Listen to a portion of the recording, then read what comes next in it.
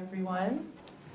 Thank you all so much for being here. My name is Dr. Amy Malik. I am the director and chair of the Iranian and Persian Gulf Studies program here at Oklahoma State University. It is my distinct pleasure to welcome today Dr. Kaveh Madani for a conversation around environmental justice, water security in the Middle East. So I'll start by offering a brief introduction. And then we'll just have a conversation among the three of us. If you have any questions during the course of our event, please use the link, and the QR code is just up here to submit your questions, and I will be monitoring them here so we can try to get to as many as possible. First, I'll start with some introductions. So Dr. Kaveh Madani is an environmental scientist, educator, and activist known for his work on complex human-natural systems at the interface of science, policy, and society. He's currently the director of the United Nations University Institute of Water, Environment, and Health, known as the UN think tank on water. There, he leads scientific research and policy solutions to address the growing global water and environmental crises. Dr. Madani is a former deputy vice president of Iran who served as the deputy head of Iran's Department of Environment. He has also served as the vice president of the UN Environment Assembly Bureau and chief of Iran's Department of Environment's International Affairs and Convention Center. He held different strategic roles during his public service and led Iran's delegation in different major intergovernmental meetings and negotiations. As a prolific scholar, Dr. Madani has worked extensively on complex issues in water management, environmental and energy policy, food security, climate change impacts and adaptation, sustainable development, and transboundary conflicts and negotiations in North America, Europe, Africa, Asia, and the Middle East. He's received several prestigious awards and recognitions. I won't read them all, but he's a well-known scholar as well as member of the policy community. So we're very honored to have him here with us today. Please join me in welcoming Dr. Madani. Thank you. Thank you. Thank you. So let's start. Do you want to start, Dr. Mirchi? I should also introduce you as well. Dr. Ali Mirchi is joining me in this conversation. Maybe you should do better to introduce yourself. Thank you for being here. I'm Ali Mirchi, Assistant Professor of Water Resources Engineering at Oklahoma State University's Department of Biosystems and Agricultural Engineering. I share your enthusiasm about hosting Dr. Madani today and the interest we have received from the campus community during the past 2 days. So I want to start with water, and thank you for bringing all the rain because we badly needed the rain. I was checking on, and we have received 1.2 inches of rain, and hopefully that'll help us, get through the drought period that we've been experiencing.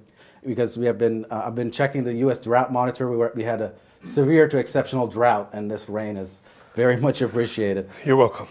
So, speaking of water, the United Nations recently had its 2023 water conference last month, actually. It happened after nearly half a century. And you briefed the media about the status of water security worldwide. So how are we doing on water globally? Terrible. So the world as a whole is water bankrupt. Our demand is definitely more than the available renewable water resources what the nature is giving us. And in many parts of the world, we are seeing the signs of water bankruptcy in different ways. Shrinking lakes, wetlands, and rivers, declining groundwater, desertification, deforestation, sand and dust storms, wildfires, biodiversity loss, migrating farmers, rural communities that are people in rural communities losing employment and livelihood. And then on top of this, like the issues of the world with food insecurity, the environmental damages that we're causing, and climate change. So if you look at this mix is quite scary. Of course, in many parts of the world, the situations are better. In some parts of the world, we're running out of water because we're using too much of it. In some other parts of the world, there are people, water is everywhere, but people don't have water for drinking. So this is also another aspect of this water bankruptcy, that even when it comes to infrastructure, access to clean water, sanitation, we are dealing with a world that is suffering from great inequality and environmental injustice. So the situation is really, really bad. But we got to ask why for nearly 50 years we didn't talk about water, why we didn't have a UN Water Conference. I mean, that would have been your next question. I'm going to answer it myself. Probably because water is everywhere, and generally we have been thinking that through technology and investment of more money, we can resolve water shortage issues. So we were concerned about building infrastructure and providing water to people. We're not really thinking about the unintended consequences of so many technological reforms and intervention that nowadays we're seeing the impacts of. I want to zoom out from water specifically to think about environmental degradation more broadly, and especially in the Middle East. How did we get here? What are some of the symptoms that you're seeing, and how did they come about? So, all of the things I mentioned, if you look at what is happening in the Middle East, you see those, right? Mm-hmm. And add to it the issue of climate change, poor governance, bad economies, and then war, sanctions, conflicts, tension, and all of these, then you know why there's the lack of stability, why many countries can't get their act together to address the issues. But let's go back in history and see how we got here. Many people, especially engineers, I'm an engineer too, had the mentality, in the Middle East we were dealing with what? Countries that had a lot of wealth. Oil and gas was there, ambitious leaders, years of history. Water has always been a challenge. Water shortage has been always a challenge. And of course, if you're short on water, you have issues with agriculture. But the mentality there is the general thinking paradigm was that through investing in infrastructure, through investing in technological reforms, we can address this issue. That is why we have some leaders who have been super ambitious about how to deal with water. And you see general trends when you look at Iran before the revolution, after the revolution. You look at Saudi Arabia, you look at Egypt, Libya, Iraq, a lot of Turkey, a lot of things are in common, even though these countries are not necessarily the same in terms of their climatic conditions and even socioeconomic conditions. But the thought there was that we invest in technology, we build dams, we dig deeper, we dig wells and dig deeper when necessary. We build desalination plants, we transfer water, and we can overcome this shortage. Even we have had leaders who thought that not only they can become food self-sufficient, so the dream of, for example, the Iranian leaders, but also some people who had the crazy thought of exporting food. We see that in the 90s, for example, the Saudis become a food exporter, wheat exporter. And as a result of that ambitious target or goal, then they kind of exhaust their groundwater. So we're dealing with people who didn't see this shortcoming as a natural thing, as a natural limit to which they have to adapt themselves and set policies accordingly. Instead, we didn't see water as a limit to growth. Money was the major thing. And then we have the issue of trying to replicate what has happened in the West. So a lot of problems we're seeing in that part of the world has similar aspects with what we are seeing, for example, in US West and so on. But the socioeconomic context is very different. So the chance of adaptation, the chance of mitigation, the chance of changing the course is very limited, and that's why we're dealing with these problems. We didn't see it coming. And what you're seeing in the water sector is not much different from what you're seeing when you're dealing with air pollution, with waste, with biodiversity laws. So in all environmental sectors, we have the same thing. Now, we have to admit that again, the countries in the Middle East are not the same. They're not the same in size. They're not the same in their socioeconomic and political conditions. And then there are limitations of water resources. Some are richer than others. Some enjoy huge climatic variability. And we are seeing in that part of the world, for example, the attitude of Israel to water is different from the attitude of other countries. Like Egypt doesn't have oil and gas resources like the Saudis or the Iranians. Their attitude, so there are some different approaches that they have taken. We also see the Persian Gulf, the states in the south of Persian Gulf have also developed their water plans differently. But in all of these plans, all of these development plans, you see one common thing, and that is relying too much on technology and not trying to do much on the policy side. All right, so you mentioned climate variability and some of these challenges related to water availability.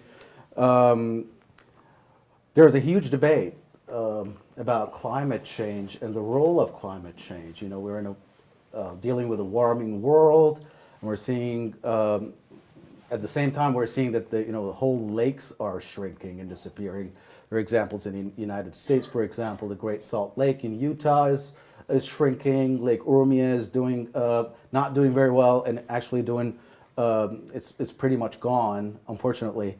Of course, historically we had the Aral Sea in Central Asia. We also have the Dead Sea in a transboundary region, and also. So, what is the role of climate change? Are all of these changes driven by climate change, or do human activities have an impact too? So as I said, we have the issues of bad management, and on top of that, climate change is kicking in. So we got to be careful about talking about climate change in the Middle East. And those of us who have worked as activists, as scientists, trying to make governments accountable for the bad decisions, really get disappointed when we see the international media or some scientists in the West or global North not knowing the context and climatize every bad thing in the Middle East, every environmental degradation aspect in the Middle East. Climate change is certainly a catalyst, right? Increased temperature means increased evaporation, increased demand for water, less water availability on one side. And then we have seen changes in precipitation, at least regimes, and some changes in some areas. We're seeing more rain than, so less snow or less snowpack. So all of these have an impact. But then when it comes to, for example, a Lake Urmia or Great Salt Lake in Utah, or the issues of water bankruptcy of California, which fortunately recently I think they're getting a relief out of so for a few years they can get some rest. But if you look at these problems around the world, you see that the mismanagement element is huge and it's very impactful.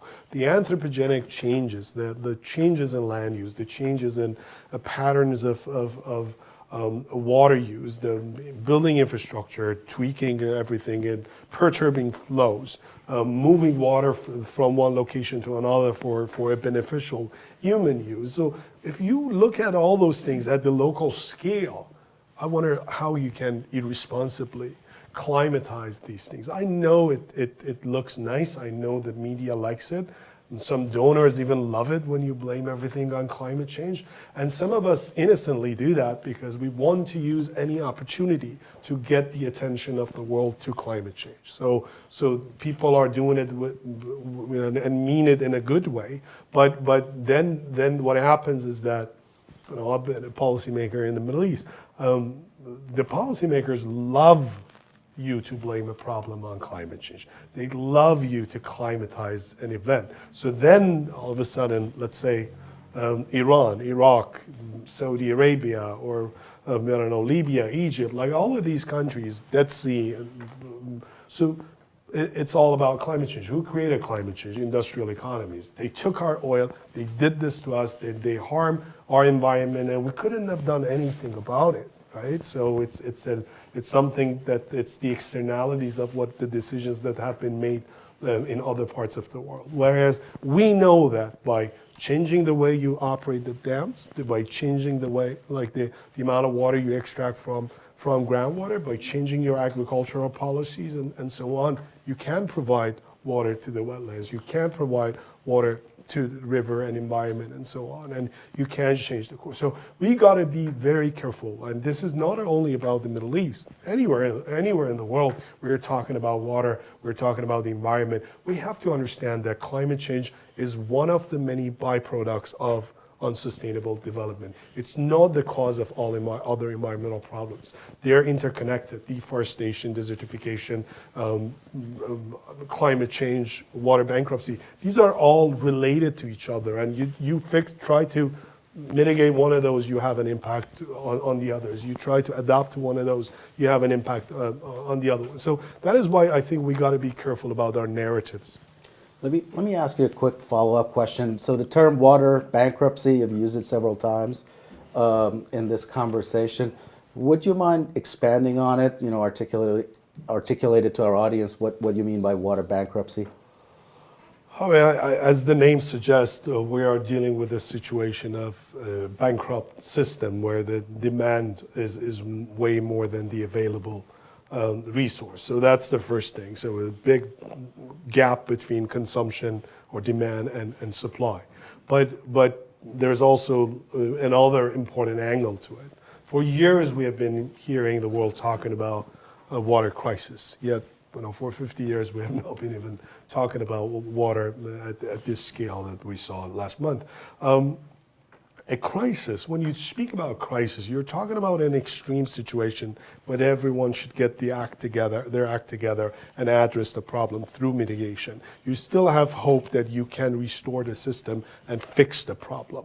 Yet, when it comes to water resources, someone just before we start asked me about the situation of some aquifers in a dry part of Iran, and how long will it take to restore those? Would it be even possible to restore those things?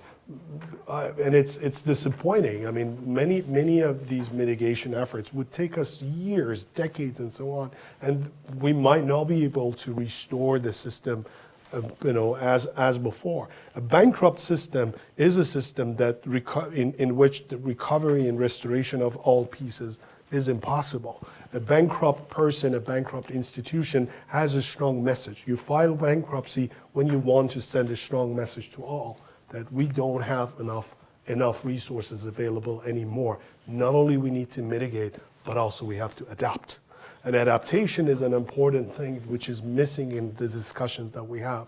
We can mitigate through technology, we can mitigate through policies, but unfortunately some of the damages that we have created are permanent, and we have to understand that. And we have to communicate it properly to the stakeholders that it's impossible to fix everything. It's simply impossible. Maybe the next generation, or like it takes several generations to fix some of the things that we have done. Yeah. I want to remind all of you, if you have questions, to please use the QR code or the link to ask them, and I'll be monitoring so that we can incorporate your questions into the conversation. A lot of what you've just described is a fairly daunting outlook. But another concept here that I'd love for you to define along with water bankruptcy is environmental justice. So how do we kind of think about solutions to a lot of those issues you've just described, but also with justice in mind? So fortunately, we are now hearing more about environmental justice.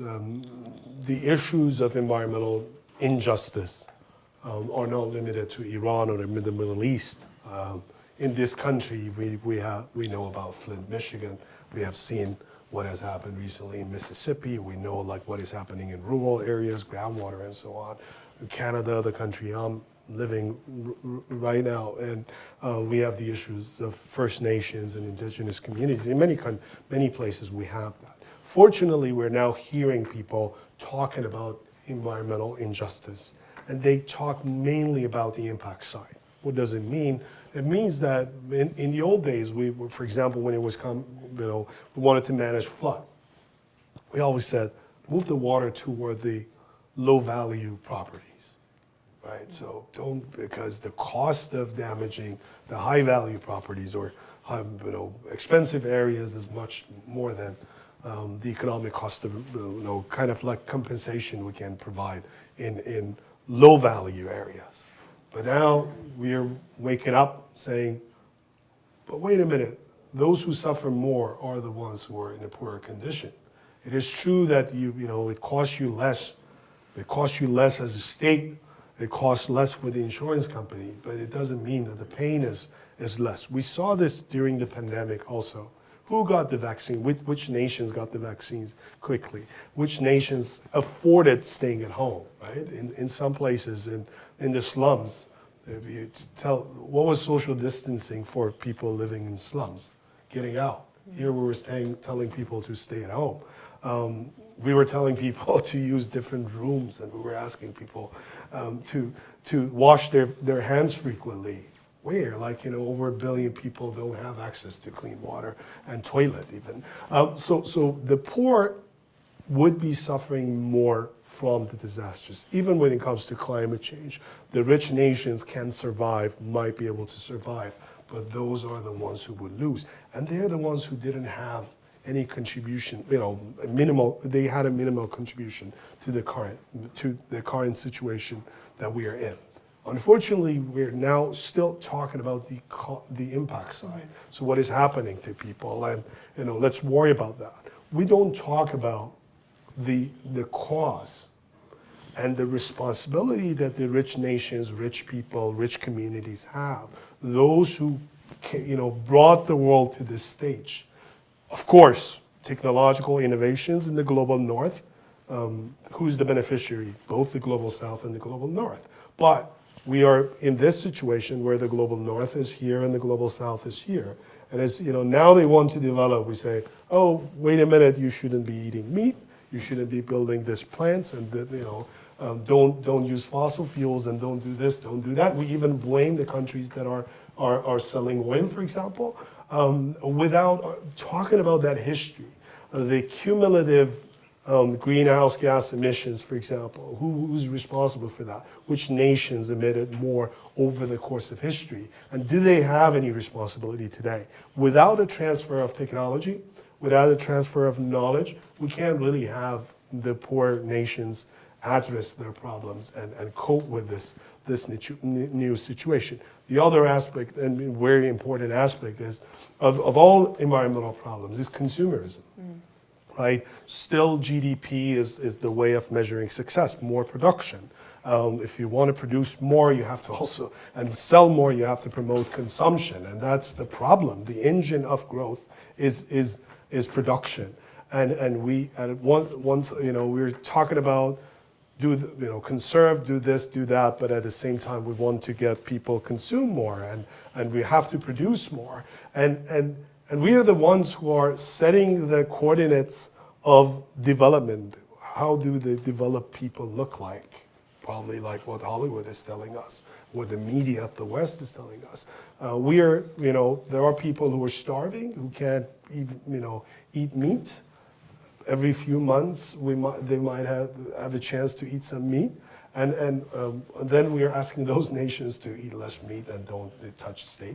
Here we're thinking about beyond meat, but for those nations to go around meat, we have to think smartly. Now in the Middle East, and some countries, there's another thing. It's like, and this is also true here in other places. So we say success is always like, success belongs to the successful. It's the successful that attracts more resources, invests more, has the talents, has the power, has the capacity to make the changes. And in a competition between, let's say, a big city and a small village, the big city is always a winner. Las Vegas is always winning the game of attracting more water resources compared to its surrounding, because it's powerful. Los Angeles does the same thing. Silicon Valley has the same power. So the problem we have is this sort of uneven development. So the issue of You have urban areas where people are very wasteful when it comes to using their resources, and then you have rural areas where people don't even have clean water to drink. And that is another thing. And on top of it, you might argue that systematically, I'm not saying intentionally, that's hard to argue, but systematically we are seeing some ethnic minorities in like poor areas, some regions are suffering from the lack of investment in infrastructure, lack of proper development. Many places we have, for example, Iran, we have overdammed a lot of rivers, but there are areas where the lack of dams actually result in big floods and a lot of people dying, or at least poor development, poor planning has resulted in this. So environmental injustice, justice must be something I think on the top of our policy agenda, our demand, or prescription for the world when it comes to solving problems.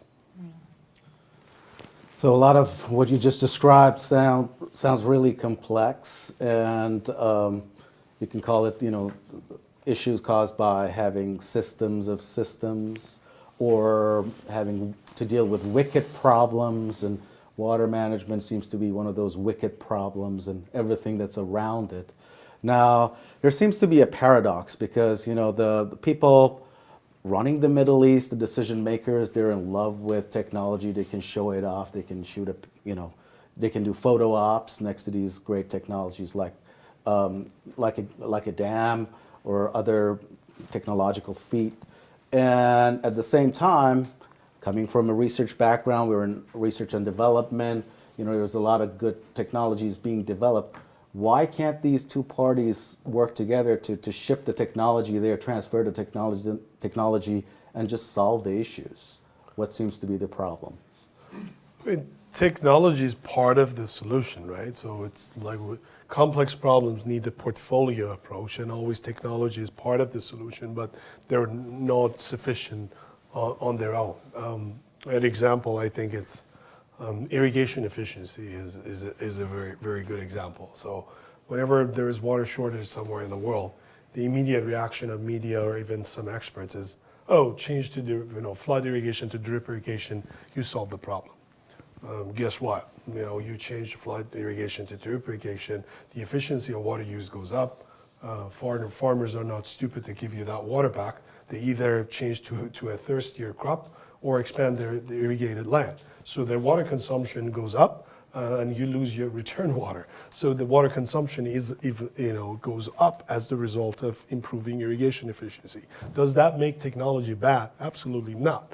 But if you implement technology and use technology without proper, so this is hardware. If you have only hardware without proper software, your system would fail. Together with this irrigation efficiency improvement, you need laws, measurements, and all those to make sure that the amount of water saved through this exercise would be transferred to a national reserve or the environment and so on, and it's not being wasted like this. So if you only promote technological solutions, you can't even exacerbate the problem, and we have seen it. We built dams.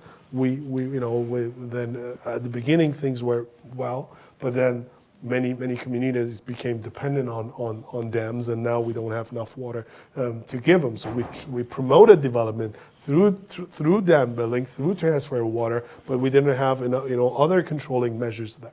Now, why is that? Because you mentioned it. Well, these are complex problems or wicked problems, not complicated problems. Here we are dealing with the distinction between a complicated problem and a complex problem.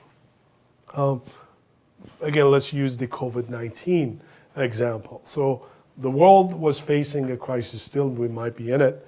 COVID-19 was a crisis that we dealt with just recently, during which finding a vaccine, a cure for the disease was a complicated problem.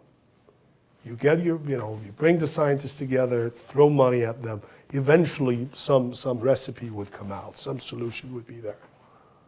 But managing the COVID-19 crisis was a complex problem not a complicated problem, because it had all these aspects. You say, shut down, stay at home, your economy is falling. You want to fix the economy, your health system is under pressure. You want to fix that, then there is another thing. And because everything is interdependent, by nature, by definition, in science, we say complex problems don't have a solution. So then your responsibility is to navigate through complexity. All you can do is to do something that down the road your unintended consequences are minimal, or your damages are not permanent. Complicated solution though complicated problems have a solution. So I don't know, making a kubide fesinjun, something like that. Kubide is always like something, you go to every house, they have a recipe for kebab, Iranian kebab. It's a complicated problem, it's a complicated meal.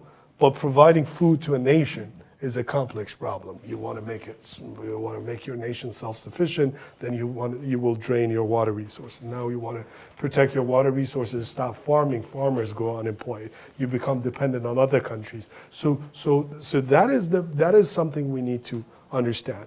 If policymakers don't understand the distinction, or scientists don't understand the distinction between a complicated and a complex problem, they try to use technologies to solve a complex problem. A complicated problem, solution applied to a complex problem, then there would be a failure.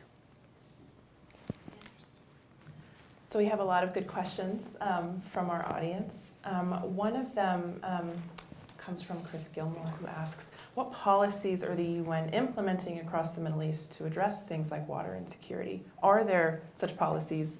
Is that something that UN can do? I mean, we're not a policy implementer in a sense. Well, we work with governments to facilitate problem solving. So that's something we need to understand, the UN role and our expectations from the UN. During the pandemic, I saw lots of tweets where citizens of different countries were asking the UN to help, to rescue them from their governments. So the UN is an entity that tries to essentially, without interfering with the internal matters of countries, domestic matters of the countries, facilitate a positive change and win-win solutions. And that is why a lot of times actually our action would be limited to, like I know the Iranians joke about the role of the UN, and it's about expression of sadness and about a lot of events, because it's really hard to interfere. Yet I think we're seeing a very positive development across the UN when it comes to water. We are seeing a lot of changes. Now different entities are talking about water. They're seeing water as one of the forgotten resources that everything else is relying on. You know that food has FAO, then health has WHO, environment has UNEP. But who owns water? Which agency works for water? We have UN Water as a mechanism of coordination among UN agencies, but we don't have any institute designated, any entity designated to water at that level. So I think it's, we shouldn't expect the UN to intervene. We should instead try to come up with a solution that respects the complications and complexities on the ground, and understand how we should address those trade-offs. And in dealing with water, the most important thing is to ask who is managing water around the world. 70% of the water around the world is in the hands of farmers. And they're the ones who produce our food, who rely on water for their livelihood. And if you want them to change their behavior, you have to provide something in exchange. They're rational, they're doing the right thing in their own setting. If you were in their shoes, you would do exactly the same thing that they're doing. Now, this political economy problem is a problem we don't have any solution for, we haven't thought properly about. Say, you want to fix a problem in a country like Iran. 90% of water, it goes to the agricultural sector, at least we say. Exact value might not be unknown. The country wanted to become food self-sufficient. Even before the revolution, the issue of wheat imports was like an issue of, I think, discussion and debate and fight with the rest of the world. After the revolution, with war and all other things, ideologies and so on of the Islamic Republic, and sanctions and so on, they wanted to become food self-sufficient. They drain water resources. But not only they did that, but they also have a huge, a large portion of population relying on water for their livelihood, for their job. Now, if I say, stop farming, not only I'm shooting myself in the foot because of lack of food production, but also people get unemployed. And unemployment is by far more frustrating to any government, any decision maker in the world than environmental issues, which are, kind of long-term issues. And with the first rain, we forget what the situation we were in. And I think this is also very important to understand that we have to diversify the economies, and if to diversify the economies, we have to get out of this situation. You cannot function in resistance, mode, or you cannot fight with the rest of the world, or you cannot be in a constant conflict nationally. I'm not talking about Iran, anywhere in the world. So to be able to diversify your economy and move farmers from one sector to another, you have to make some decisions that are not relevant to the water professors or water, decision makers, those in charge of water districts. These are high-level decision making, high-level policies that are costly. Politicians want to avoid those. We see Israel as an example of a game changer. So Israel, if you look at, they also, you build a new country, and from day one you know the limits, and you're on constant battle with the rest of the world, given your history and everything. But there is desire for food self-sufficiency. There is desire for huge agricultural production at home. But at some point you realize this is impossible. Technological innovation is there, desalination,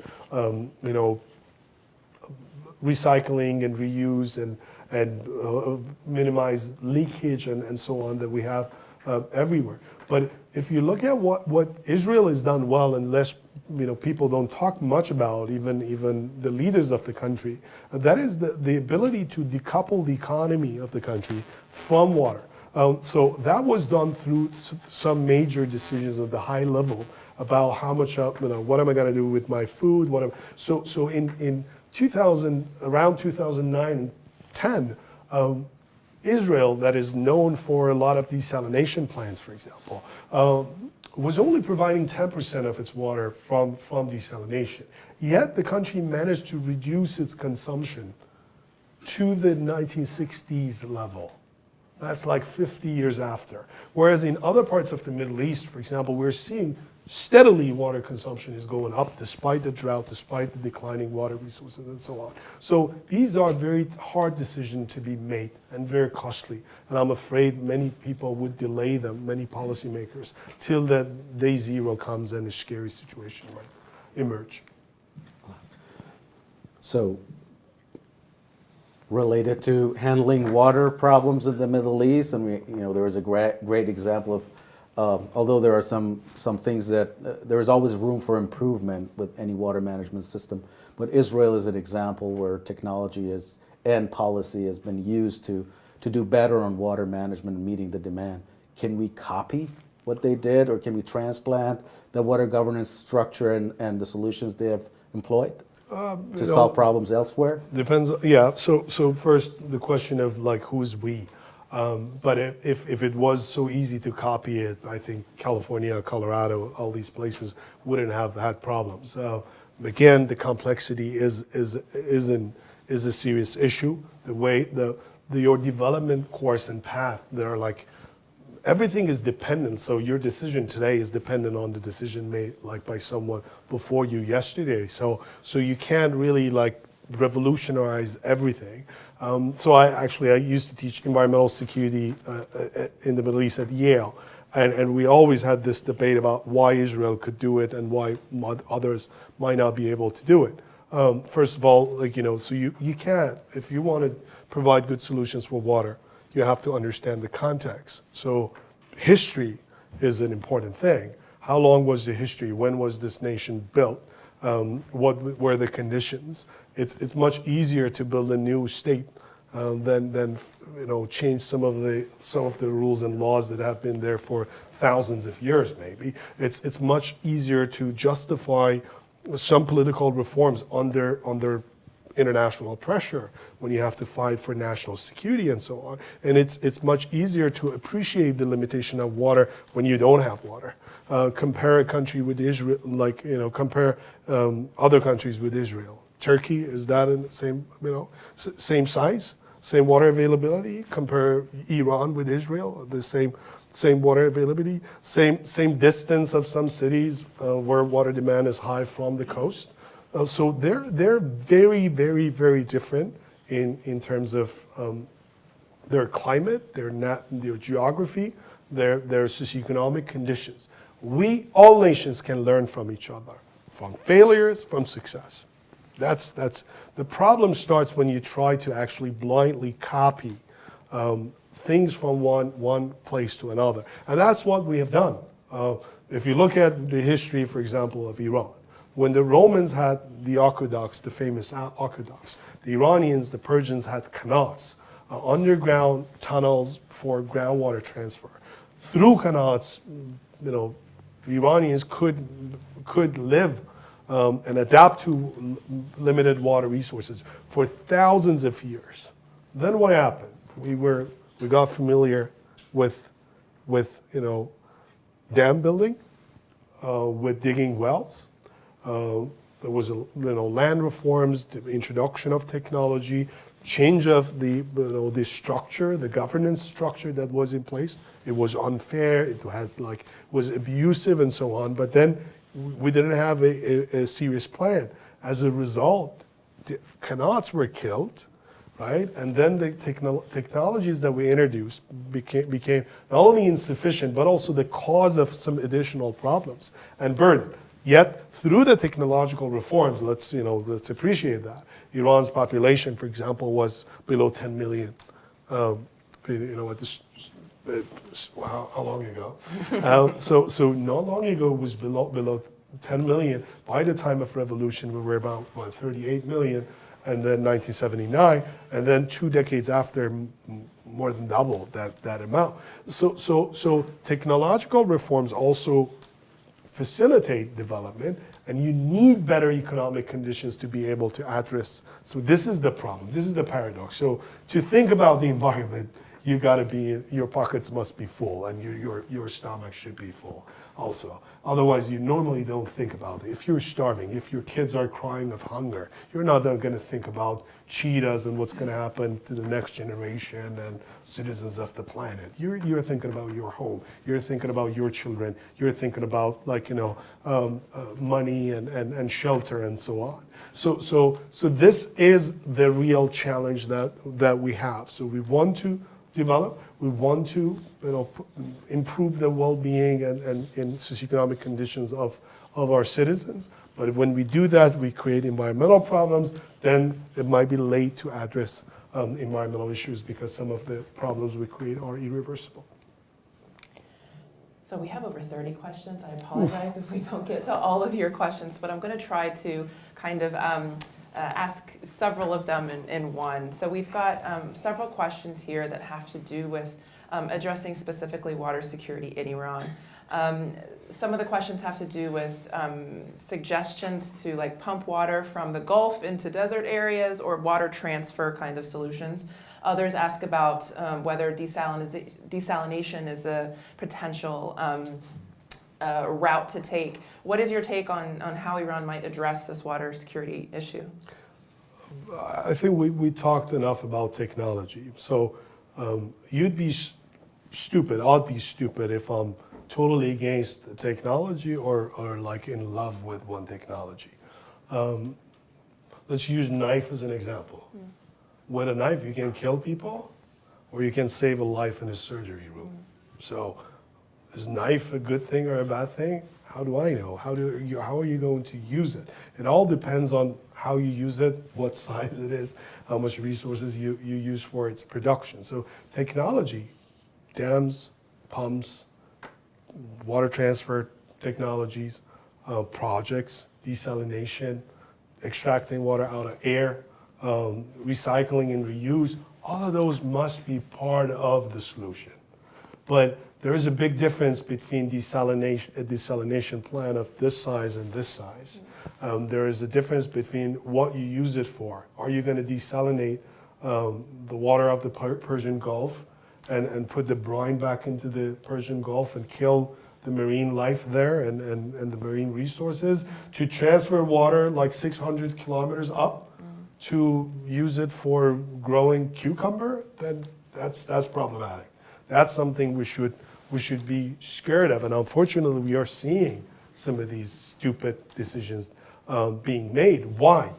Because it's, again, much easier for a decision maker to give a contract to a big developer rather than going and dealing with millions of farmers and asking each individual farmer to conserve and use less. So if, for example, if you're talking about Iran, there are people in some coastal areas that are suffering from water shortage. Water, so for them, my first objective, my first priority must be, making sure that they have enough water for drinking, they have enough water for being healthy and remaining healthy. But then when it's about taking water for agriculture somewhere else, then I have to compare things. So what are my other options? Can I change my crop pattern in central Iran? Can I stop this industry? Can I move it? If you look at Iran in particular, historically we have had reasons to do the development inland. So we've gone far from the southern coasts. Whereas in other parts of the world, you always place people near the coast, near the water. So Iran is the opposite. So we've gone inland where it is dry, and then now we want to bring water to people. Shall we move people to water? Shall we do development in other places, provide them with opportunities? Do we need to continue providing water to agriculture, or shall we create opportunities in other sectors, industrial growth, service sector? Iran is capable of growing its other sectors. That's what Iran needs to do. Iran is not the best place to grow food for, as the major industry. Of course, Iran also needs to invest in a strategic food production. Any nation should do that. The world after the Russian invasion would not be similar to the world before the Russian invasion, now that we are seeing what can happen to nations with food imports. Same for energy, like the energy policies of the Europeans after the invasion would be different from before the invasion. The world is not, unfortunately, that beautiful place that people are talking about. And you have to still take care of your nation and your people. So I think we got to be careful about what we say. Technology is part of the solution. Technology must be part of the solution, but don't fall in love with a solution. Don't hate the solution. Don't fall in love with the water management model in one country or hate it just because it's your enemy or you don't like it. Bring all these things together, understand your conditions, compare your options with other options, build a portfolio, adopt a portfolio approach, and at the end of the day, remember that water problems would be on this planet till humans are on it. So we will always have water problems and environmental problems. That would be forever. We have several questions here that also kind of bring us to this.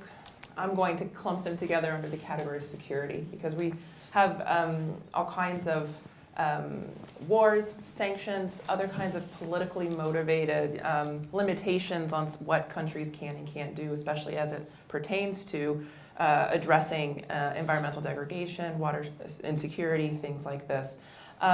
So where do you see the ability for countries to be able to prioritize these issues in light of some of those limiting political factors?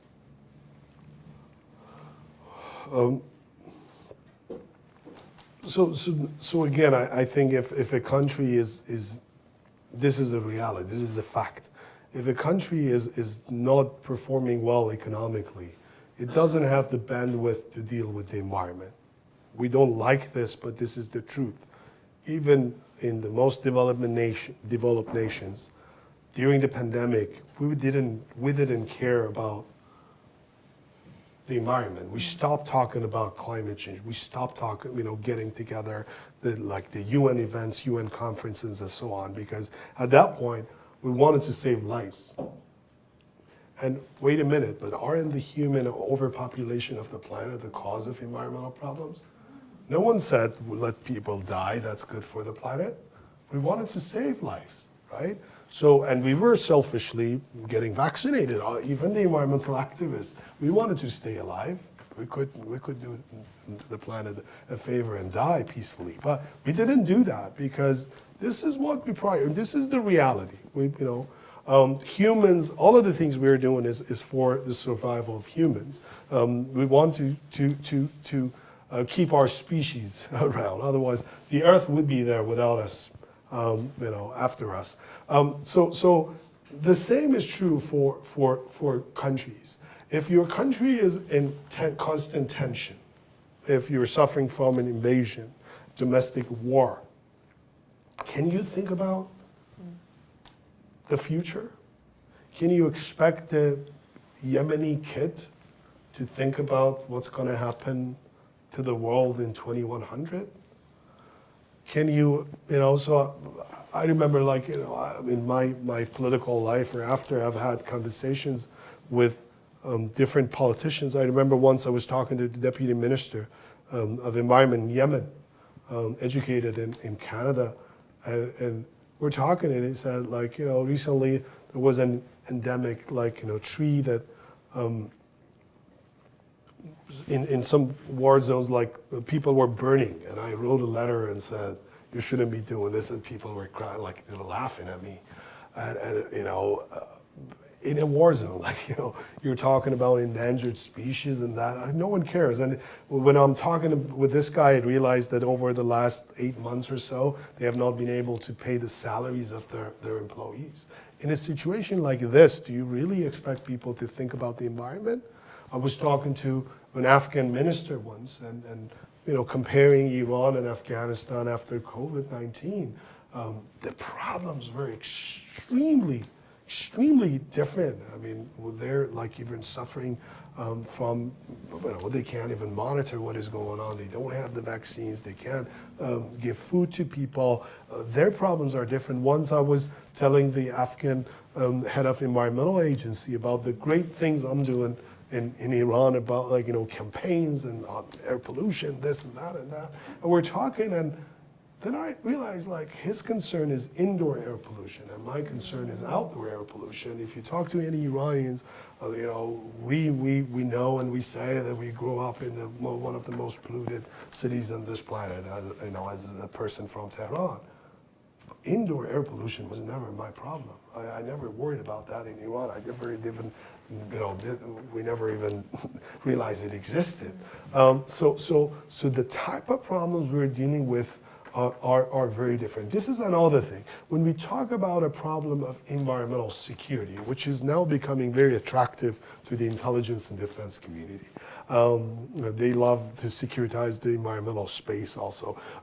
So everything is all about, okay, environmental degradation would cause national security problems. Drought came and in Syria, and then we had all this, an explosion, and then the Arab Spring was caused by climate change or something. These funny arguments that get a lot of media attention, by the way. So the mentality here is that environmental degradation would cause national security problems, migration, and so on. So let's go fix the environmental problems to avoid those problems. No one talks about how the lack of, the issue of national security, bad governance, poor, human development, and all those things are causing environmental degradation. The fact that environment is getting worse and worse, the fact is that this country is suffering from national security problems. That's why they don't have the bandwidth to think about about water and environment. So if you now disaggregate the environmental sector and say, okay, I'm going to work with farmers in this area to manage water sustainably, oh, what are you talking about? And we see these funny solutions. So in the case of Afghanistan, we had some smart people with some, finding probably a rich donor or a development agency, got money to give solar pumps to Afghan farmers. That was smart, right? It's a sustainable solution, solar pumping, and there's water, improved livelihood. Yes, absolutely, it happened. But immediately after, first of all, groundwater level went down. Second, it contributed to less, essentially, surface water flow toward Iran. So you created also a problem in another basin and a wetland going dry and dust storms in the region. But then the other thing was no one was questioning what were they growing with, using water for. As a result of this sustainable solution, there was no shortage of heroin for a while in Europe, because poppy cultivation was a solution there, and it was good. So we had fluctuations in the climatic conditions, drought, but poppy production was on a steady growth in that part of the world. And so this is so now, if I want to solve this problem, can I really disaggregate the issue of environment with governance and this and that? So now let's talk about sanctions. If you look at the sanctioned states, look at North Korea, look at Iran. They're under sanctions. Did they stop developing, ballistic missiles or missiles? No. What is the national priority for them? This is their national priority. It could cost $1, it now costs $10 or $20, but they do it. What they would cut from is other sectors. Now, this doesn't mean, because there's one access to technology is one side of sanctions, that if there are sanctions, your access to technology, your ability to transfer funds, and those would be cut. Yeah, that's part of the story. But which one is harder, building a missile or an air filter for your cars? So building an air filter for your cars is much easier in terms of technology. They could do it. It's not their priority. Don't expect a country that is willing to sacrifice its whole nation for its ideology to give up on its ideology for the sake of environment. It's not going to happen. I'm not arguing if sanctions are good or sanctions are bad, or who's the cause, or shall we blame Iran's environmental problems on the West? That's not my argument. The argument is about a nation that is going down, a nation that is into functioning in the survival mode would not care about the environment, and that is sad. Even us, let's say the Iranians in the last 6, 7, 8 months, they have been talking about lots of problems. Of course, these are problems that are like our brothers and sisters getting killed on the street or getting arrested. But at the time that people are suffering from these things, can I talk about the environment? People would not listen to it. That's not the first priority for people, and understandably. So if the nations are going down, the environment goes down. And I'm afraid, this is why I say the context is different. If you look at the U.S. West in the 60s, 70s, they have gone through some of the, they produced some of these problems that we have produced today. But they could decouple their economy from water, or at least reduce the pressure of their economy on water. They could migrate inside the country from one location to another after the Dust Bowl and all that. The problem in the Middle East is different, though. The chance of reaction, the capacity to react to the problem is very limited.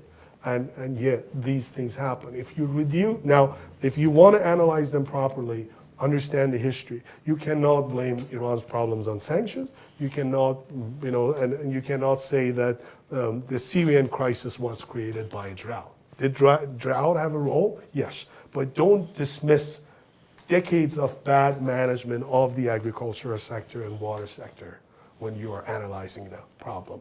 You were talking about refugees and migration, and it's easy to blame everything on climate change. Try to understand the context and why people are moving.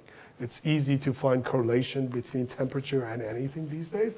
With AI and data science, you can tell us. But seriously, we got to understand what is happening inside countries. So we've heard a lot of reasons to be concerned. We're convinced that there's a problem. We understand a lot of the impacts are entrenched. A lot of the questions we have here are about solutions. Is there hope? What can science offer us as a way of thinking about how we might be able to take positive steps forward, even if they're small at first? Oh, if there were no hope, I wouldn't have been here. I'm here because there's hope. I think we should talk about these problems. We should dissect them. We should understand how incapable we are in that complex system, then search for solutions.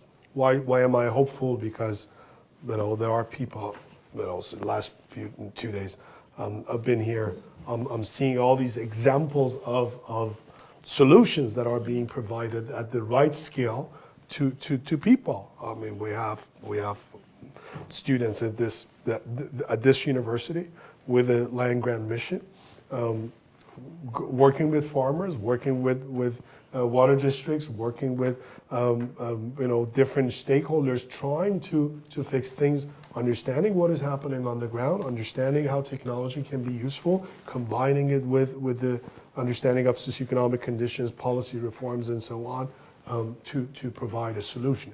We can provide the solution. The solution, the problem is when someone who has studied a tiny bit of the planet in Oklahoma thinks that solution can be upscaled to the whole world and prescribes that solution to friends in Saudi Arabia or United Arab Emirates and say, you go to do the same thing and you get the same result. That's a problem that we can avoid through exchanges, through these conversations. I'm hopeful because I look at your program. You're what, if not the first Iranian studies program, Iranian Persian Gulf studies program that care about the environment. You care about contemporary issues in Iran, looking at the expertise you have on campus and how you can combine it. And don't prescribe for Iran. Learn about their problems, learn about what is happening here, facilitate an exchange of information, see if there would be any solution. We can provide solutions. Human would continue to fight. We're smart. We might innovate tomorrow. We have no clue what can happen. 4 years ago, we had no clue. In the worst projections of what can happen to this planet, no one saw this pandemic would be coming. And when it came, we wouldn't have imagined that a lot of things we are doing today would be feasible. We never thought that all of these things that we can do with remote education, remote meetings would be feasible. Humans are resilient and humans can adapt quickly when needed. I think we just have to work on creating that sense of urgency.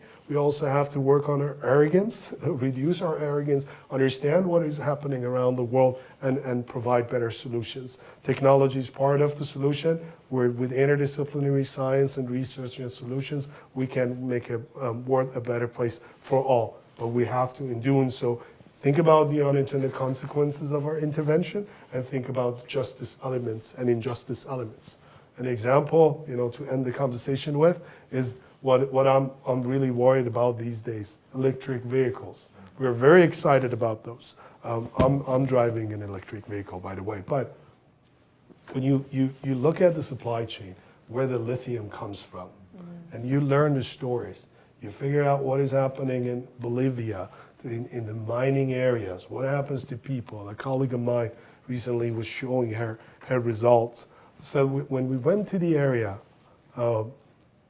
first of all, it was like really high elevation, hard to work at. She was sharing their observations. Quinoa is their traditional food. They can't afford it anymore because now we are very interested in it. The price has gone up. They get exported. First thing. She says, they go to the area, they realize the pollution level is really, really high. And you look at the standards and like, how many times the pollution is bigger, you immediately conclude there should be cancer everywhere.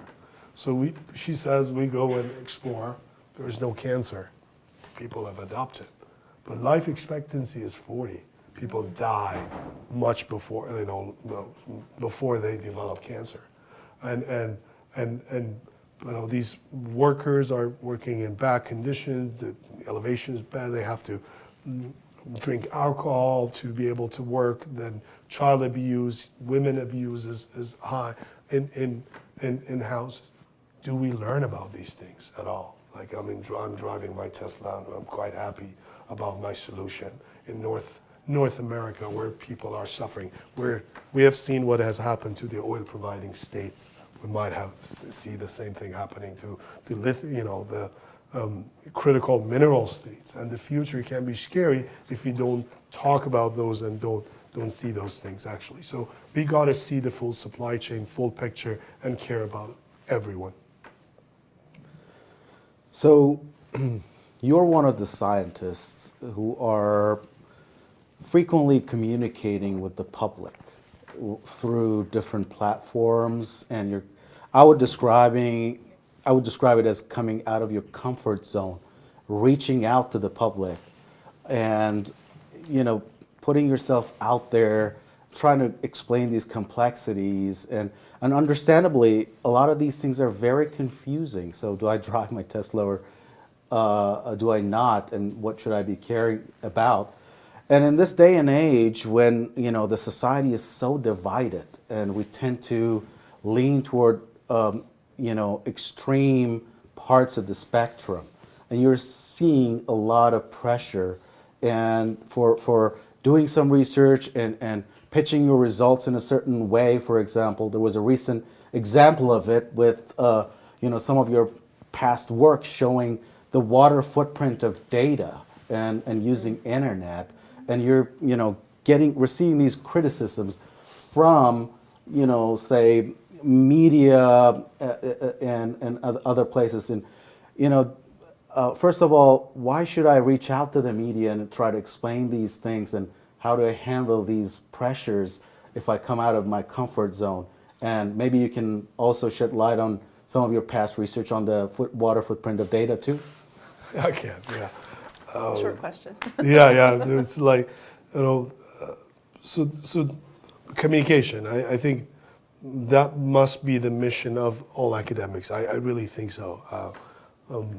I wish we had a different way of evaluating promotion and tenure within universities to see who's doing useful work. If you can't communicate your work and make it useful to the general public, maybe you should stop. And I think we have produced so much useless stuff that are in our shelves and in our journals that no one cares about. And I think it's a little bit of corruption there. The system is very superficial. But then, in terms of communication, yes, it's divided. You talk about things on social media, people give you like nasty comments, they attack you, and then they bully you, and so on.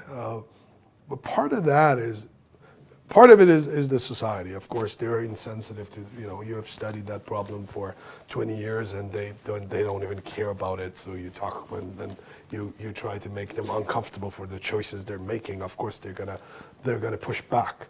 But part of this issue of communications is must be blamed on our side.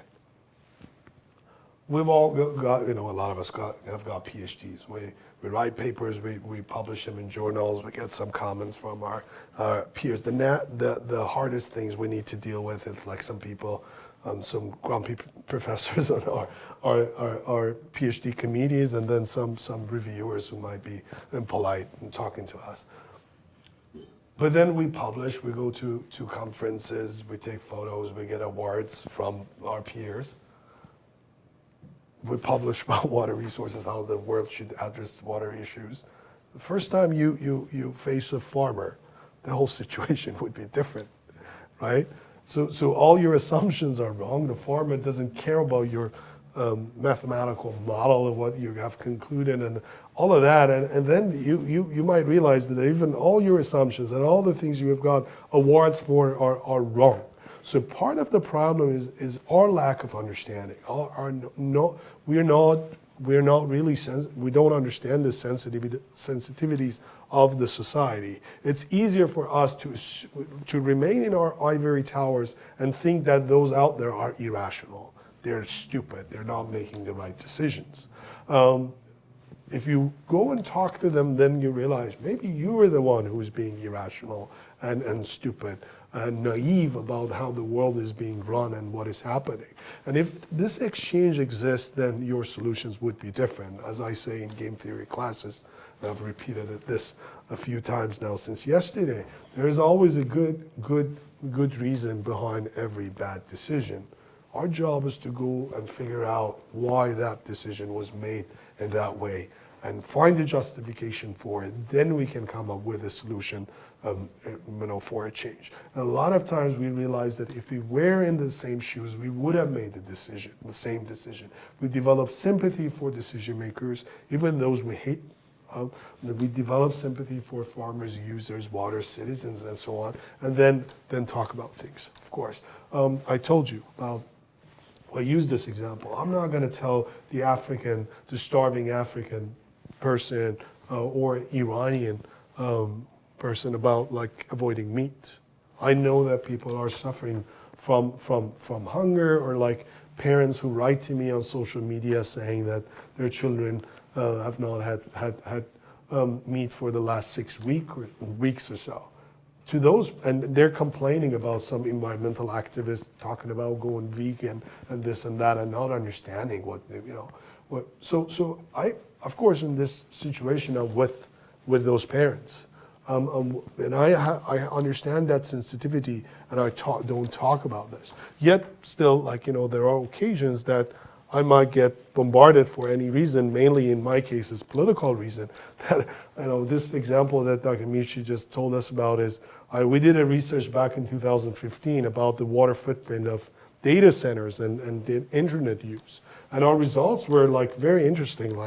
You download 1 gigabyte of data, the water use for that is huge. And we did a follow-up study during the pandemic just to show that our transition to Zoom, Teams, like Skype and all these things, or Netflix, are also associated with huge water footprint, carbon footprint, and land footprint that we should not forget, because it's hidden. We think everything is clean now that we're not driving, flying. Not to say that we should avoid these technologies, but to also understand that new habits of life or new intervention or new style of life is also associated with environmental consequences. So you've gone from red meat to white meat. You can also have the option of vegetables. So think about all those options. But yet, I get attacked for doing some work in 2015 because people now in Iran are worried, and it was not related to Iran whatsoever, because people in Iran are now are suffering from censorship and internet shutdown and so on, and they're thinking, what if this guy's research justifies more censorship and limitation of the internet, thinking that, and someone comes online with intention, says, look, this guy has said, using less internet means less water use. Iran has water issues, so maybe he did this to justify internet shutdown. And people attack, they get emotional, they see this, and not everyone bothers to go and see the original paper, what it was saying. It was a peer-reviewed publication. They don't care about these things, and conspiracy theories goes out, and there is a lack of trust issue and so many other things. So and humans are humans. We saw the attitudes and reactions of different nations, people within different nations, to vaccination and technology and changes. They were pretty much the same. Like we had Floridians who were reacting in a way that some people in the Middle East were reacting to the vaccine, or these things exist. I think we have to suffer. We have to also back each other up. We shouldn't let the end justify the means. If we hate a government or like a leader or a president, we just tweak our narrative because we don't want, So Donald Trump also said some positive things or useful things. If I'm a scientist, if I'm a factual and I'm a Democrat, I have to say what is right when Donald Trump is in power and say what is right when the other party is in power. So that is something that we also, I think, need to fix, that we shouldn't let our emotions or political affiliation and other things interfere with our narratives and judgments. And we have to put ourselves out there. You know, they shoot at, we're too many, I think, thanks to the funding that is being provided with us. If they shoot 10 of us, there's still like hundreds out there that they can continue talking to people, and hopefully the future would be brighter. All right, well, thank you so much, Dr. Madani, for addressing all of these questions. I know that some of them didn't get addressed right away, but I appreciate all of you being here, and thank you for watching on the live stream as well. Please join me in thanking Dr. Madani.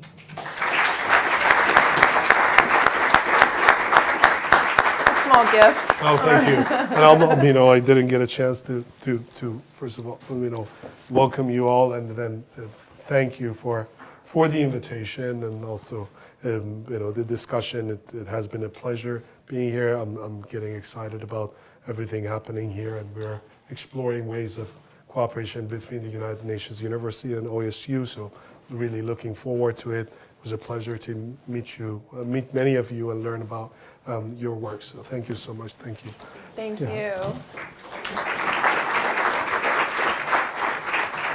Thank you. Thank you. Thank you, sir.